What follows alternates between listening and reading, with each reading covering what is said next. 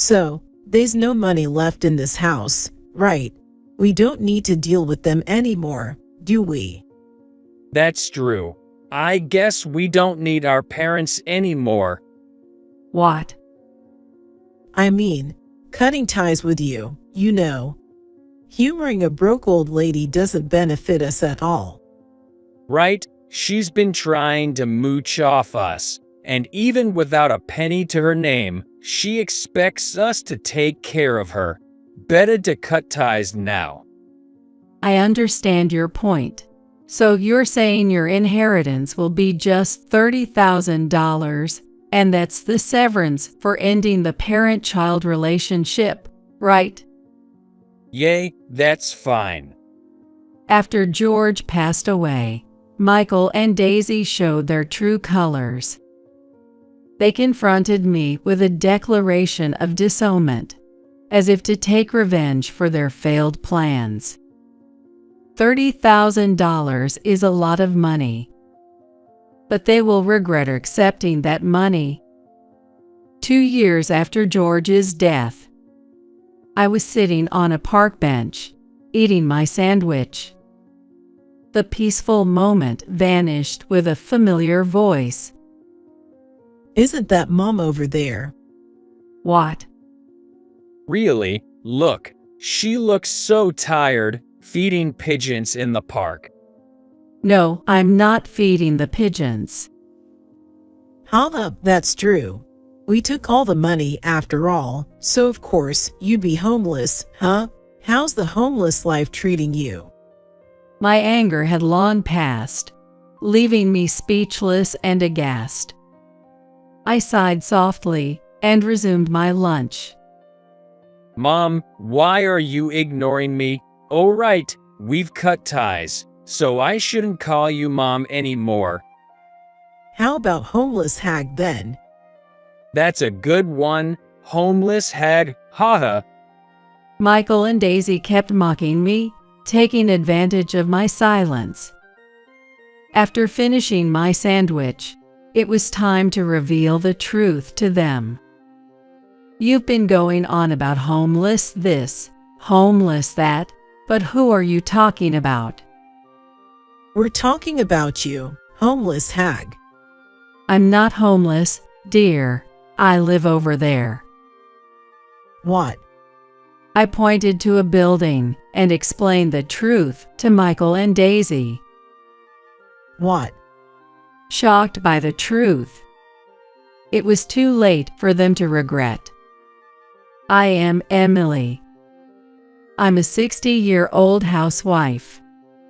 My husband, George, is 67 and still working. George quit his job about 20 years ago to start an IT company. The company has grown successfully, especially in the last 10 years, as he ventured into new fields, leading to rapid growth. Now it's a significant enterprise. I don't quite understand all this data science and big data stuff that George talks about.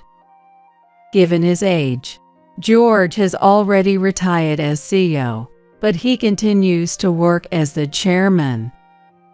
However, he seems to think it's about time to step down completely.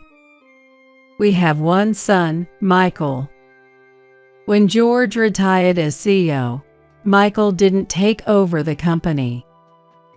He isn't helping with George's company at all, quite the contrary. I don't want to be seen as living off my father, so I'll do my best on my own. After graduating from college, Michael joined a company unrelated to IT and moved out. I was a bit disappointed when Michael didn't take over George's company because I had hoped he would. But as a proud parent, I felt a bit proud when I saw him choose not to rely on his powerful parents, and I couldn't help but smile when I heard his decision. I won't force you, so do what you want. George seemed to share my sentiments, offering a supportive nudge to Michael, despite looking a bit disappointed. Everything was fine until Michael got a job. After that, he rarely contacted us, only coming home about once a year. Lately, he just calls and doesn't visit at all. Well, I suppose that's not unusual for men. And as long as he's doing fine, that's what matters. Still, I can't help but wish he would reach out more. Then one day, Michael called. It's rare for you to call. I have something to report. I'll be coming home soon. What's the report? I'm getting married, so I want to introduce her to you. Really? That's wonderful. I was already happy to hear from Michael, but I was ecstatic to hear about his marriage, and I couldn't help but exclaim loudly. My sudden outburst made George, who was leisurely watching TV, jump and turn towards me. I returned his glance with a beaming smile. He looked puzzled, unaware of Michael's marriage news. Michael would bring his fiancée home in a month. Michael will be bringing his bride-to-be home soon. That's still 3 weeks away. 3 weeks will fly by. Since Michael's call, I've been reminding George almost daily that Michael will be home soon with his bride-to-be. George might be tired of hearing it, but I can't help repeating it. I just can't help being so excited about it. But this marriage announcement would soon bring me a sense of unease. A month later, Michael and his fiancée arrived. We're home. Welcome. Come in. George is waiting in the living room. Thank you. His fiancée, Daisy, looked young and cute like an idol, instead of having the sleek beauty of a model. Her nervousness, glancing around at the entrance, was endearing. As I led them to the living room where George was waiting, she kept looking around. Welcome. Have a seat. In the living room, George seated Michael and Daisy opposite of him. I sat next to him. Daisy continued to look around curiously. Feeling a bit embarrassed by her scrutinizing gaze, I asked her, "Is there something you're curious about?" Oh, number, it's just. This is so different from what I imagined. What? I had heard that George runs a large company. Hey, don't say embarrassing things like that out of the blue. Daisy's comment and Michael's flustered attempt to cover her made George and me exchange glances and burst into laughter. Was the house more ordinary than you expected? No, it's not that. Don't worry about it. We're not really into material things. So even though George runs a big company, our house is just average size. And we don't deck ourselves out in designer brands or have fancy meals every day. I see. I'm sorry for the odd comment out of the blue. I told you, there's no need to be nervous, right? You see, Dad isn't a very imposing person. It seems Michael laughed along too. And with Michael's laughter, it appeared that Daisy's nerves had eased, and the conversation flowed smoothly after that. Daisy looks young but is actually 27, and talking to her, you can tell she's really mature. I had been worried about Michael not marrying even after turning 30, but now that he's going to be happily married, I feel relieved. 3 months later, Michael got married. It's joyous in itself, but Michael's marriage brought an unexpected bonus. Hello, Mom. Everything okay over there? Yes, everything's fine. You and Dad are getting up there in age, so please take care of yourselves. It seems like that's all you talk about every time you call. Since getting married, Michael has started calling once a month. Daisy probably found out he hadn't been calling at all before and suggested he should call regularly. Michael, not used to calling us, seems unsure what to talk about, always asking about our health instead of discussing his work or marital life. While I wish he'd share more, I always listen with a smile, enjoying his concern. One day, a while after Michael got married, he and Daisy visited us at home. I prepared some homemade appetizers to welcome them with enthusiasm. However, Daisy seemed a bit displeased. "Daisy, is there something you can't eat?" No, it's not that. Thank you, I'll eat. Daisy responded with a smile, but I didn't miss the brief shadow that crossed her face when she saw the appetizers. And she hardly touched them. Maybe there was something she couldn't eat after all. I felt anxious, constantly checking Daisy's expressions, worrying I had made her uncomfortable. I became so fixated on her reaction that I spoke less, even as everyone else seemed to be enjoying the conversation. Eventually, it was time to see Michael and Daisy off. While George and Daisy talked at the door, Michael whispered to me, out of their earshot, Mom, homemade appetizers aren't really a thing anymore. "That's not true, is it? There's nothing old or new about homemade appetizers, right?" That mindset is outdated, Mom. The appetizers you made prioritize shelf life over appeal, right? Nowadays, it's all about using fancy ingredients for appetizers. Daisy must have been disappointed. Really? I guess I'm out of touch with what young people like these days. I'm sorry. While I believe there's nothing wrong with making appetizers, I was too concerned about Daisy's impression and ended up apologizing to Michael in a low voice. After the small appetizer incident, our monthly calls became less frequent, dropping to once every 2 or 3 months. I felt down, thinking I had upset Daisy with the appetizers. Seeing me like this, George comforted me gently. Daisy wouldn't get upset over appetizers. Maybe work is just busier, or continuing the monthly calls was too much.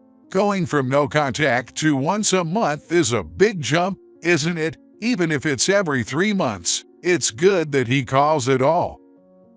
His words lifted my spirits a bit. However, even then, I couldn't say it was a complete recovery, and negative feelings remained in a corner of my heart. And it seemed that the negative emotions lingering in my heart had the power to attract bad things. 6 months later, George fell ill. This is it. I can't work anymore. Guess it's the right time to retire. In the hospital bed, George seemed relieved about not having to work anymore. But having been married for 30 years, I understand. He must be thinking he was frustrated about being forced into retirement by illness. He smiled to avoid worrying me, and that consideration pierced my heart. Of course, I had told Michael about his illness. What? Dead ill? I'll come to visit soon. Michael's response over the phone seemed indifferent. George's condition worsened after he collapsed. Still, Michael and Daisy never visited him in the hospital. Gradually, the once every 3-month calls ceased, and they never returned home after he fell ill.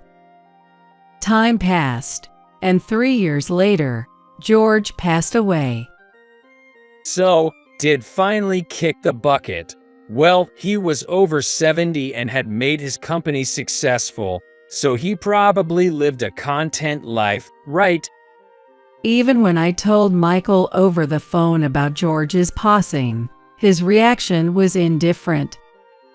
They showed up at the funeral but didn't help out, and as soon as the service was over, Michael and Daisy quickly left. Remembering them laughing as they got into their car, my sadness at George's absence turned into anger. However, this anger was fleeting, and soon I was overwhelmed with sadness again. There was so much to do, like paperwork and clearing up, but I couldn't get anything to progress as I wanted.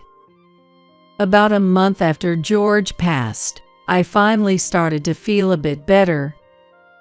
It seems time does heal most wounds. But just as I was regaining my spirits, a new problem emerged.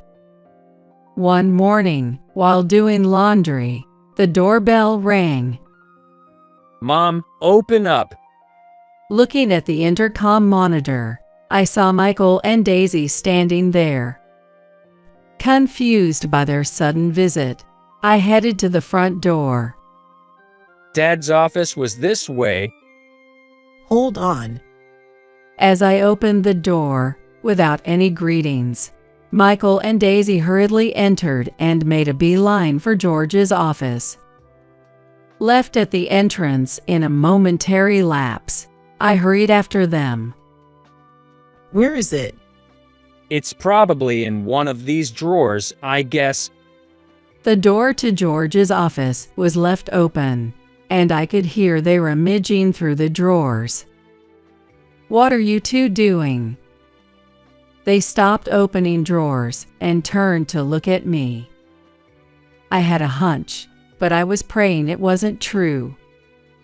It's about time to talk about the inheritance, right? So, we came to collect what's ours. He was the CEO and chairman of a big company, and it seems like he didn't spend much, so there must be plenty of money. Sadly, my prayers went unanswered. Michael and Daisy threw a few words at me and resumed rifling through the drawers. Seeing them act like thieves, I lost the will to stop them. Found it. Is this it? Oh, is it there? What's inside? Haha. Excitedly, they flipped through George's bank book. But their expressions darkened as they saw the balance. What's this? There's hardly any money in here. Damn. So, there wasn't much money after all. It was clear they had come looking for George's money. But I couldn't grasp what they were talking about, and my thoughts froze, leaving me standing there, dumbfounded. Mom, you have been living a comfortable life, but what a way to end it, ho. Michael's voice snapped me back to reality. As my consciousness cleared, I saw them smirking at me. Still not understanding the situation, I was ready to be ridiculed as I asked Michael, "What do you mean by a terrible end?" No need to play dumb, we know. George's company was taken over when he got sick, right? That means it was in the red and got absorbed by another company, right? What? What are you talking about? A guy holding a company that's almost bankrupt surely doesn't have any money. Still, we thought that being at the top of a big company, even if it was going downhill, there would be some money left. My plan is ruined. Yeah, what a disappointment. Wait, what are you talking about? Despite listening to them, I couldn't understand a thing, and frustrated, I raised my voice. But they, still with their villainous grins, were unfazed by my outburst. I didn't join Dad's company because it seemed like a tough job with all that complex stuff. Why sweat it out at Dad's company when I could just wait and inherit his fortune, right?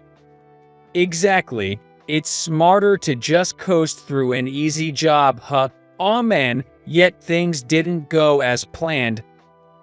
I tried to stay on your good side at first, being all nice and making Michael call you. Even endured those awful homemade appetizers. You stopped all that once it was clear Dad wasn't a tough guy, right? And you just accepted it as downgrading from a sure-win life to a normal one when you heard Dad sold the company. I'd give up, but you'd expect at least $100,000 in savings, right? Look at this bank book, only $30,000. I wonder if closing a company costs a lot. Well, we should be grateful for these $30,000 and just take it. Listening to Michael and Daisy blabbering selfishly, my anger was on the verge of exploding. But I clenched my teeth and pushed down the words rising in my throat. What's wrong? Your face is all red. So, there's no money left in this house, right? No need to bother with you anymore, right? That's true. We don't need a parent who spoiled my plan. What? We're cutting ties with you. No point in sucking up to a broke mill, right? We don't want to be hassled for money or care when you don't have a penny to your name. Better to cut ties now. I get your point. So your inheritance is just that $30,000. And that's our severance for cutting ties, right? I can keep the rest, right? Yay, that's fine. We don't need this house and we don't want to be saddled with any debt. We're good with just the $30,000. Michael and Daisy left laughing, just like at the funeral. I didn't want to give them even $30,000. $30,000 is a lot of money. But later, they will regret receiving that $30,000. 2 years after George passed away, I was roaming around town on an errand. Moving around is tough when you're past your mid-60s. Exhausted, I decided to rest on a park bench. With a heave, I sat down and took out a sandwich I bought from the supermarket for a quick lunch. As I ate, pigeons gathered around. Watching the pigeons, I felt at peace. Indeed, they are a symbol of peace. But that tranquil moment was shattered by a familiar voice. Isn't that Mom over there? What? It's true. Look, she's got that tired look, feeding pigeons in the park. No, I'm not feeding the pigeons. Huh, that's right. Still not spending on appearances, huh? Oh, I guess you have no money left to spend. We took all the money, so naturally, you'd be homeless, right? How's homeless life treating you? Michael and Daisy never really listened to me. My anger has long passed, and now I'm just speechless and dumbfounded. I sighed quietly and resumed my lunch. Mom, why are you ignoring me? Oh, right, we cut ties, so I shouldn't call you Mom anymore. How about homeless hag then? That's a good one, homeless hag. They continued to mock me, laughing at their own cruel jokes. After finishing my sandwich, it was time to reveal the truth to them. You've been going on about homeless this, homeless that, but who are you talking about? We're talking about you, homeless hag. I'm not homeless, dear. I live over there. What? I pointed to a building. They slowly turned their gaze in the direction I was pointing. Though it appeared small and distant, it was a fine high-rise condo. I thought luxurious condos weren't my thing at first, but living there proved to be convenient. That condo has barrier-free units for the elderly, and I live in one. Plus, with care staff on site 24/7, I feel safe knowing help is always available. What? Stop bluffing. There's no way a homeless hag like you could afford to live there. Well, yes, that's the condo George left for me. What do you mean? He actually owned 5 condos. I moved into one, and I'm the owner of the others, so I have rental income. That's why I'm not struggling for living expenses. Ha ha ha. If you're going to lie, at least make it a believable one. It's true. I'll show you proof, but only a little since I don't usually show off. I pulled out documents related to the ownership and rental agreements of the condos from my bag, and they were so shocked their jaws could have dropped. My errand today was related to these condos, so I happened to have the documents with me. They seemed skeptical, but after seeing these documents, they finally understood I was telling the truth. Where did Dad get that kind of money? You two thought Dad's company was sold at a loss, but it was actually a proper sale. He bought these condos as an investment with the money from selling the company. That's why there was only $30,000 in savings. I think he wanted to leave an inheritance in a form other than cash. Maybe he still wanted to do something business-like after suddenly retiring due to his illness. Realizing the truth about the condos but only receiving $30,000, they were in a daze. However, claiming to own 5 buildings might seem like a stretch, as Michael suggested. Building one condo costs millions. For 5, it would be hundreds of millions. It's unlikely to have that much money just from selling a company, and even big corporations can't easily build 5 condos. Actually, I own units in different buildings, not entire buildings. When I said 5 buildings, I meant that I own units in 5 different buildings, totaling 6 units. It was easier to say it that way. They seem to have misunderstood that I own entire condo buildings, but I can't be bothered to correct them, so I'll let it be. Moreover, it ended up sounding like I owned 5 whole buildings when I actually have units in 5 buildings, but owning 6 units is still significant. Each condo unit he bought costs over $500,000. So with 6 units, that's over $3 million. He invested most of the money from selling his company into these condos. He must have had a lot of fun making one last big purchase with the money he worked his whole life to earn. Now that you have so many, shouldn't you share one with us? Yeah, managing all that must be tough for you alone. We can help. When they learned I was an owner of multiple condo units, they became cautious in their words, their speech awkward. Their attitudes flipped entirely. Of course, I can't trust such people. No need for concern from someone I've cut ties with. What? Wait, even if we've cut ties, we're still family. That means when you're gone, the condos automatically come to me, right?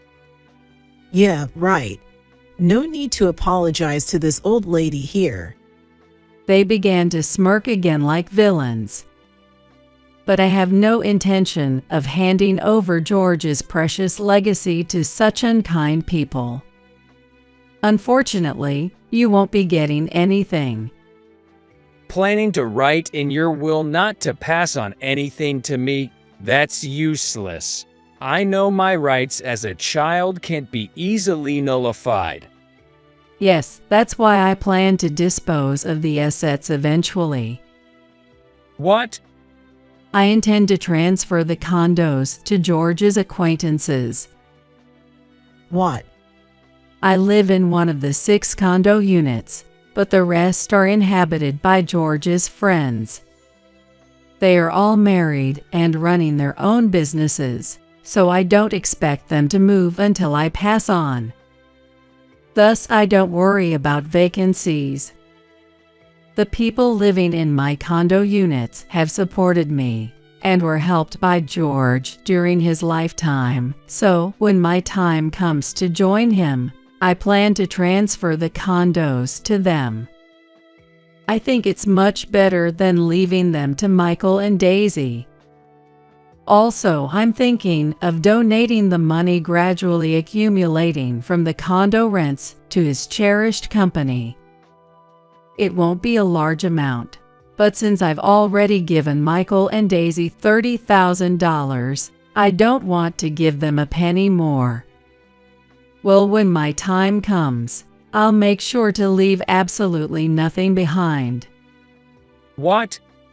Michael collapsed to the ground, drained of strength upon realizing I had no intention of leaving anything behind.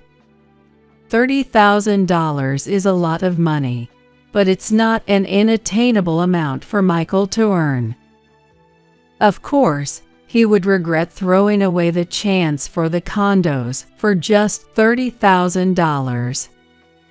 It's not pleasant to talk about life after you're gone while you're still alive. But this time, I took pleasure in seeing their frantic faces. Well, I've got other things to do, so I'll be going now. Goodbye, estranged strangers. After my break, I left a park with a light step. Michael was so regretful about missing out on the condos that he ended up buying a small apartment building. But driven by his frustration and lack of knowledge, he struggled with increasing occupancy, and the building seems to be plagued with vacancies. Consequently, he's been dealing with ongoing financial losses. After sinking his savings into the apartment and taking out loans, he can't sustain this forever and will eventually need to sell. If that happens, he might be left with a massive debt. And if he struggles to find a buyer, the situation could become even more dire. If no buyer is found, he might have to demolish the building and sell just the land, which would be a terrifying thought with demolition costs added to the debt. I live comfortably in a senior-friendly condo. The residents of my condo, who were helped by George, also look after me. While living alone as an elderly person can be lonely, that's not the case for me. The weather looks nice today, so I might go for another walk in the park.